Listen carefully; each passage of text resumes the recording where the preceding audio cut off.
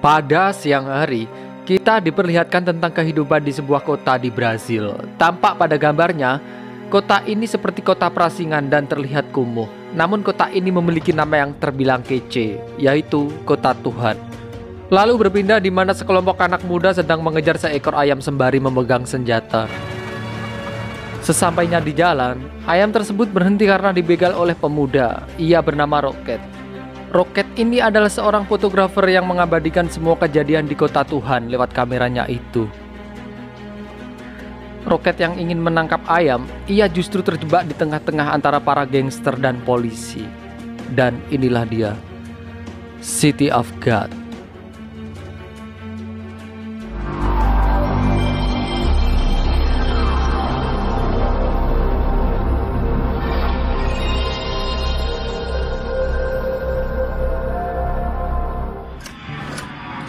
Berpindah di mana kita ditarik mundur 16 tahun sebelumnya. Rocket yang sedang bermain bola, datanglah seorang bocah seusianya sedang mengintimidasi dirinya.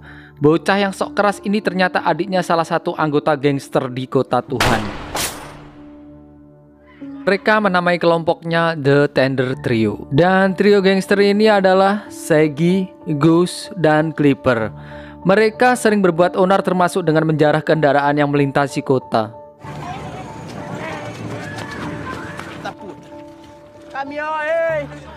Bermodalkan senjata yang ia miliki, mereka mencegat truk dan merampas semua bawaannya, termasuk uang yang dibawa sopir dan tabung gas untuk dibagikan ke penduduk sekitar. Dan tak lama kemudian datanglah polisi. Kedatangan polisi itu membuat mereka kocar-kacir melarikan diri, hingga sampai menyamar sedang bermain bola bersama para bocah yang ada di sana. Dirasa keadaan sudah aman, hasil uang rampasan mereka ditebar di lapangan untuk dibagikan ke bocah-bocah, namun tidak untuk si Gus. Uang hasil rampasan, sebagian ia sisihkan untuk bapaknya. Gus menitipkan uang tersebut ke Rocket, yang tak lain adalah adiknya sendiri. Dan satu hal yang perlu diketahui, Gus juga berpesan pada adiknya untuk tidak bilang pada bapaknya bahwa itu uang hasil rampasan. Dan berbeda dengan abangnya ya, Rocket ini mempunyai cita-cita yang baik kelak dirinya dewasa nanti. Ia tak mau mengikuti jejak abangnya yang menjadi gangster yang selalu berbuat rusuh. Lanjut saat mereka sedang kumpul-kumpul, Tender Trio sedang merencanakan sesuatu, yaitu perampokan di sebuah motel. Tak lain bocah yang sok keras tadi. Bocah ini bernama Lil Dice. Ia bertekad menjadi gangster sejati mengikuti jejak Tender Trio. Malam harinya sampai di sebuah motel. Mereka menyusun strategi terlebih dahulu. Trio gangster meminta agar Lil Dice tetap di luar, tugasnya untuk mengawasi jika ada polisi datang. Dan jika ada polisi datang, ia diminta agar memberikan isyarat dengan tembakan ke jendela motel. Tender Trio juga menginstruksikan untuk tidak membunuh, melainkan hanya merampas hartanya saja. Tender Trio pun langsung masuk menerobos motel dan menyekap semua pekerja di motel itu. Tak hanya itu, mereka juga masuk ke beberapa kamar tamu motel dan merampas uangnya. Padahal tamu motel di sana lagi enak-enak loh. Tak lama kemudian suara pistol terdengar di sana. Suara tersebut mengisyaratkan bahwa Lil Dice memberitahu kalau polisi datang. Mereka pun langsung tancap gas melarikan diri dengan mobil curiannya. Namun anehnya mereka tak melihat Lil Dice di sana. Akhirnya mereka meneruskan pelariannya tanpa Lil Dice. Dan karena belum mahir dalam berkemudi, akhirnya mereka menabrak warung di pinggir jalan. Di sini ada pria bernama Shorty. Dia adalah orang yang sangat membenci para Tender Trio ini. Kemudian Shorty langsung menelpon polisi dan memberi informasi tentang pelarian Tender Trio ini, yaitu mereka melarikan diri masuk ke arah hutan. Mendapat laporan akan hal itu, polisi langsung mengejarnya. Comigo, cara.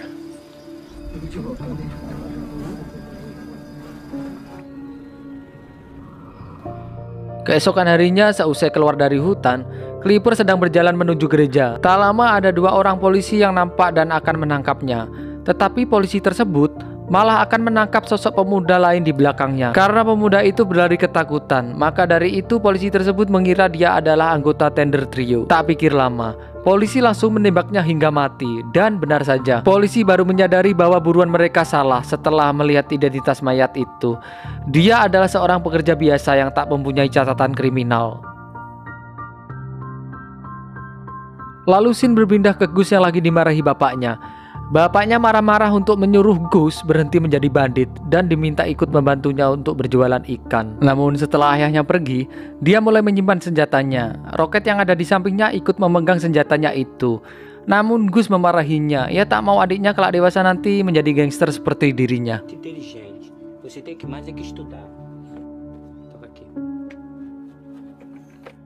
3 bulan kemudian, diceritakan akibat dari perampokan motel itu, polisi jadi rutin melakukan operasi di perkampungan ini. Toda hora. Mas ninguém nunca via nada.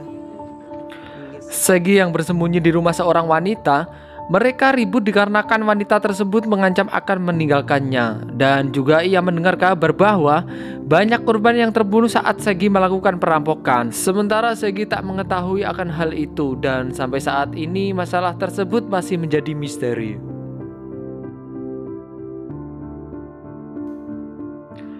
Lalu Shin berpindah di mana Gus dan adiknya sedang berjualan ikan.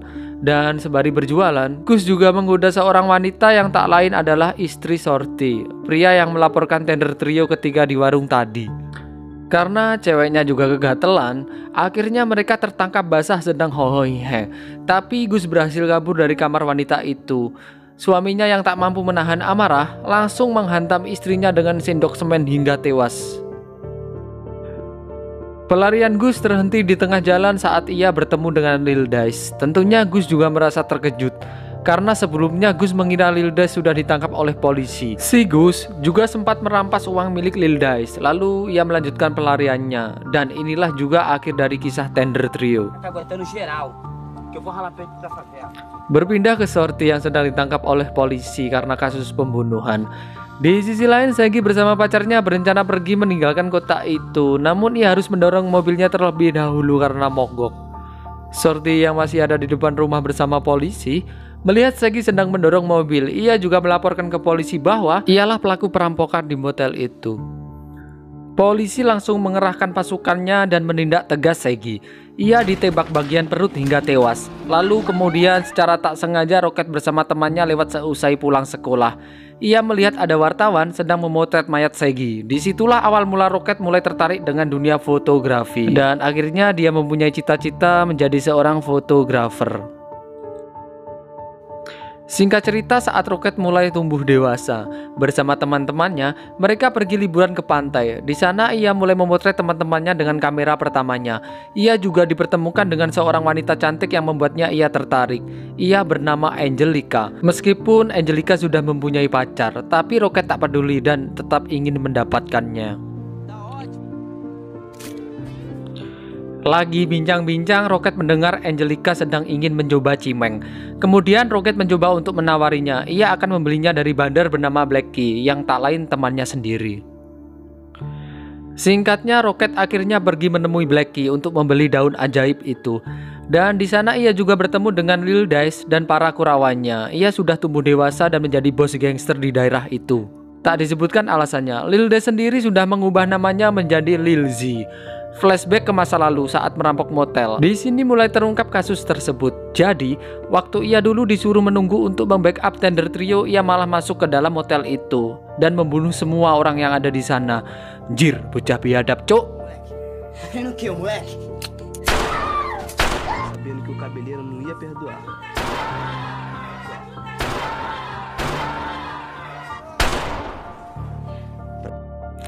Lalu ia melarikan diri dari tempat itu. Dan tak ketinggalan ia juga membunuh Gus saat Gus mencoba merampas uang yang dibawanya. Namun baru di sini nih terungkap semuanya guys. Jadi sehabis uangnya dirampas oleh Gus, Lil Dice tidak terima dan berpura-pura memanggilnya. Ia mengatakan ini senjata dari Segi, ambillah karena kau akan membutuhkannya. Tapi Shin kembali berpindah saat Lil Z mendatangi Blackie. Dia ingin mengambil alih semua kekuasaan dan membunuhnya. Untung rekannya menahannya. Tapi Lil Z tetap menembak kakinya saja. Di sini Roket juga hampir menjadi sasaran, namun lagi-lagi rekannya yang bernama Benny menahannya. Lil Z yang berkuasa di kota Tuhan menjadi penjahat yang kaya raya. Anak-anak di sana terlibat jadi pengedar. Tak luput polisi juga mendapatkan bagian dari Lil Z sehingga dia tak tersentuh. A polícia também faz sua parte. Recebe daí e me perdoa. Singkat cerita, saat berada di sebuah party, hampir saja terjadi kerusuhan antara Lilzy dan Carrot. Dan tentu saja Benny menahannya. Carrot ini adalah satu-satunya bandar yang masih beroperasi di kota Tuhan selain Lilzy. Dan Lilzy sendiri tak berani menyentuhnya, dikarenakan Carrot ini masih teman dekatnya Benny. Jadi ia masih mempunyai rasa segan pada Carrot. Pede pro moleque dar tempo, entendeu? Senhora não tem competência, deixa eu... Lalu scene berpindah di mana para bocah-bocah sedang menjarah toko. Mereka adalah geng Rans. Geng yang beranggotakan para bocah kemarin sore ini menjadi pemicu masalah karena mereka sering melakukan aksi perampokan di daerah kekuasaan Lilzy dan Carrot. Lilzy yang menerima laporan dari pemilik toko bersama para kurawannya langsung bergerak memburunya. Tak lama Lilzy dan para kurawannya menemukan geng Rans di markasnya. Sontak seketika para bocah itu berhamburan lari melarikan diri. Tapi ada dua yang tersisa dan terjebak tak bisa melarikan diri. Lilzy langsung menembak kakinya. Tak hanya itu, Lilzy yang tak mempunyai hati nurani langsung menyuruh anak buahnya yang masih kecil untuk membunuh salah satu dari mereka. Lalu scene berpindah di mana kita diperlihatkan keadaan Rocket yang kini makin terpuruk. Bahkan, ia sampai dipecat dari tempatnya kerja gara-gara security melihat Rocket seperti ada hubungan baik dengan geng Rans. Akhirnya manajer menganggap ia ada hubungan dengan geng Rans. Formado com os moleques do Caixa Bar. Karena penderitaannya, Rocket dan temannya sempat berpikir menjadi perampok seperti Lilzy. Malamnya ia berniat merampok naik bus yang sedang menghitung uangnya. Namun karena abang ini mantan tentara, akhirnya Rocket tak jadi merampoknya. Berpindah sekelompok polisi sedang mencari sesuatu. Mereka mendapat laporan bahwa ada pembunuhan di sana. Di sisi lain, Lilzy sedang marah besar pada salah satu anak buahnya. Karena ternyata pembunuhan tersebut dilakukan oleh anak buahnya itu. Hampir saja Lilzy membunuhnya, namun lagi-lagi Benny menahannya. Respect buat si Benny. Singkat cerita, pada suatu pesta, Lilzy mengajak dansa seorang wanita, tapi wanita tersebut menolaknya karena sudah mempunyai pacar. Di sini Lilzy yang emosi langsung mendatangi Benny. Dalam obrolan mereka, Benny ingin memutuskan keluar dari gangster dan memilih hidup bersama Angelica yang kini menjadi pacarnya. Emosi Lilzy semakin menjadi puncaknya ketika melihat perempuan yang ia ajak dansa tadi bersama pacarnya. Kemudian Lilzy mengeluarkan senjata dan menyuruh si pacar wanita itu membuka seluruh bajunya untuk bahan lelucon. Di waktu yang sama, Benny dihampiri mantan pacar Angelica yang bernama Tiago. Ia berniat menukar sebuah barang dengan kamera. Awalnya Benny menolak, tapi Angelica datang. Ia mengeluarkan segala jurus bacotan rayuan ke Benny untuk menyetujui tawaran tersebut. Karena kameranya itu nantinya akan diberikan ke Rocket. Akhirnya Benny pun menyetujuinya. Akhirnya Rocket pun datang dan Benny memberikannya. Terlihat Rocket sangat senang. Dari kejauhan Lilzy melihat mereka, sang penguasa itu langsung merebut kameranya. Essa porra aqui, moleque. Di sisi lain sepertinya terlihat Blackie datang untuk mengawasi kegiatan mereka. Tak lain, kedatangan Blackie menuntut balas dendam ke Lilzy. Alasan lain, ia tak terima kekuasaannya diambil oleh Lilzy. Di balik lip-lip cahaya pesta, Lilzy dan Benny berebut kamera. Lalu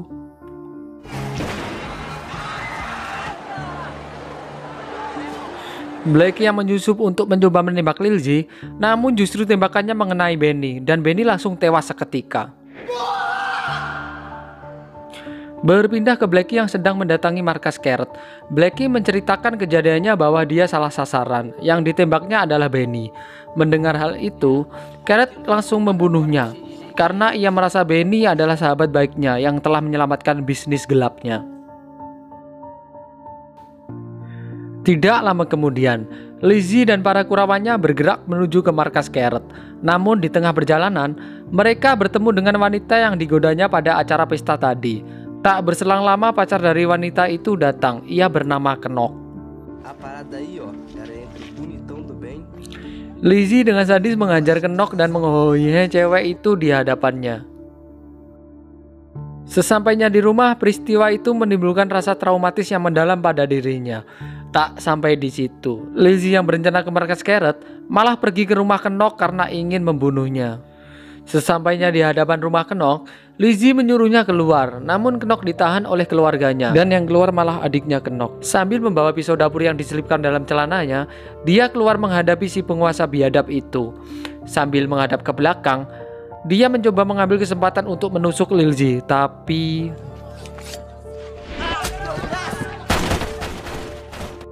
setelah adiknya tewas, Lizzie menembak secara random ke arah rumah Knock. Anggota keluarga Knock terbunuh lagi oleh peristiwa itu. Dan setelah Lizzie dan para kurawannya pergi, Garrett pun datang untuk menemui Knock. Ia memberikan sepucuk senjata kepada Knock.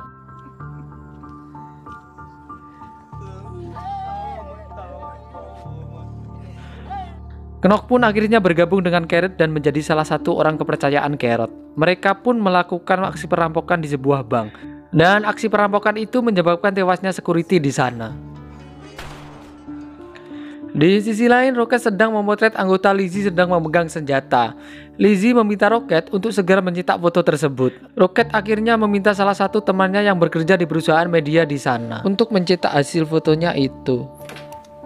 Tem como tu revelar aí pra mim? Olha isso aqui pra mim, ó. Aproveita aí já usa. Seusai dicetak, tak disangka ada salah satu pegawai perempuan di sana. Tak berpikir lama, wanita itu langsung mengambil foto tersebut untuk dijadikan sampul berita utama pada korannya. Keesokan harinya, Lizzie yang melihat foto-fotonya di koran, ia merasa bangga karena gengnya merasa diakui keberadaannya. Di waktu yang sama, Garrett berhasil membawa Knock dari rumah sakit karena polisi yang menjaganya sedang sibuk enak-enak dengan perawat di sana. Singkat cerita, di mana Lizzie sedang mempersenjatai geng Rans, geng yang beranggotakan para bocah-bocah. Lizzie bermaksud untuk menyuruhnya bergabung melawan kelompok geng Garrett. Aí ignora. Lalu scene berpindah seperti awal film tadi. Di pasar terlihat orang sibuk mengasah pisau, memotong ayam, dan para kelompok Lizzie sedang mengejar ayam tersebut. Sesampainya di tengah jalan, Rocket yang sedang berjalan bersama temannya secara tak sengaja terjebak antara geng Lizzie dan polisi.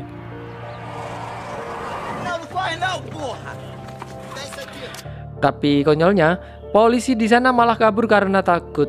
Namun Lizzie cuma meminta Rocket untuk memotret mereka. Di luar dugaan, Garrett, Knock, dan para gengnya datang. Dan satu anggota Lizzie tewas terkena tembakan dari mereka.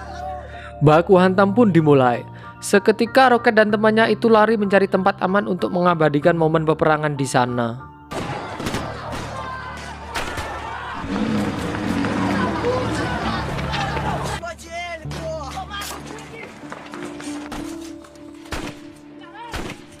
Singkat cerita, polisi pun datang. Di sana Lizzie dan Garrett tertangkap. Rocket yang melihat hal itu langsung mencoba mengejar demi bisa mendokumentasikannya.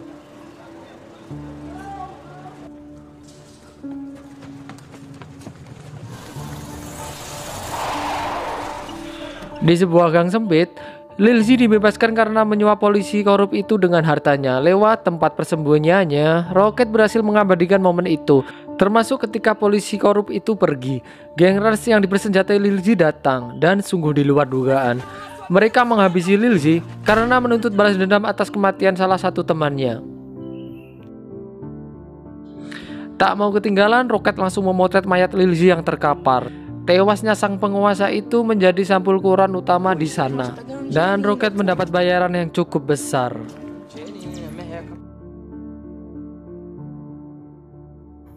Dan tamat.